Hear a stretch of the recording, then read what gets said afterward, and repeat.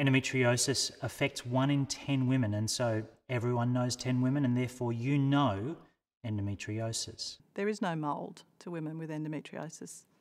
I see it in women who are completely consumed with the diagnosis and what it's meant to them. I see women who have no symptoms. I see women who are terrified by it. I see women who accept it with equanimity. A long time ago I found the disease quite fascinating and extremely challenging to treat, especially from a surgical point of view.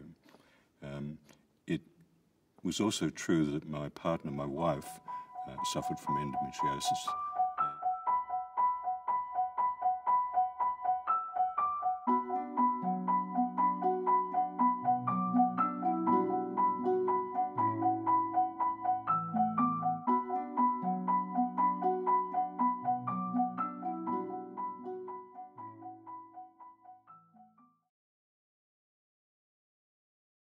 Endometriosis is a common disease that affects women, mainly in their reproductive years, anything between 15 and 50 years of age.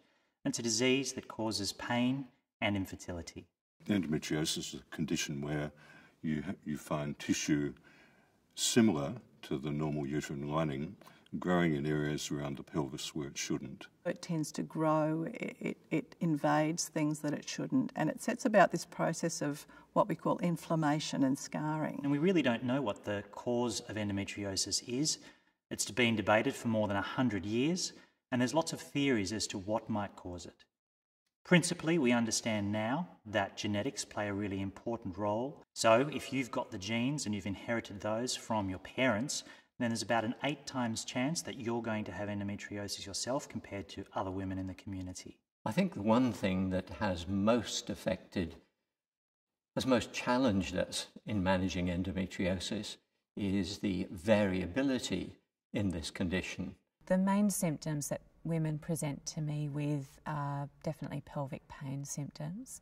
That can be pain with periods, which is quite common for women with endometriosis, but a lot of women with endometriosis might get pain at other times of the cycle or randomly.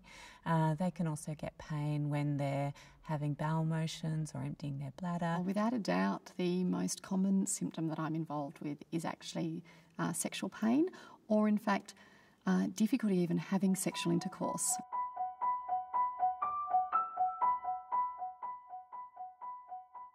I think a lot of women with endometriosis unfortunately have a delay in diagnosis. Yes, there have been a lot of studies around the world, and they all come down to a time interval of around 8 years from the onset of symptoms to a definitive diagnosis having been made.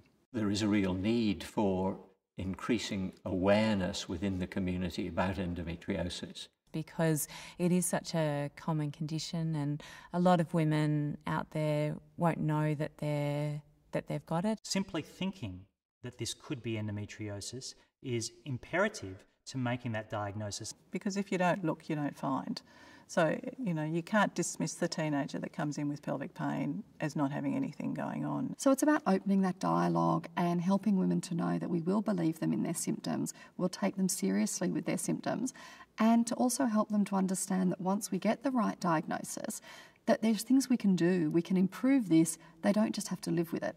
There's a number of European governments who now recognise endometriosis as being a disease on a par with diabetes. This is a disease that costs the Australian community more than $6 billion a year. It's absolutely imperative that we continue to raise awareness, and we poke our governments into making sure that we've got funding available to research newer and better treatments and ways of making an earlier and less invasive diagnosis so that we can really end endo.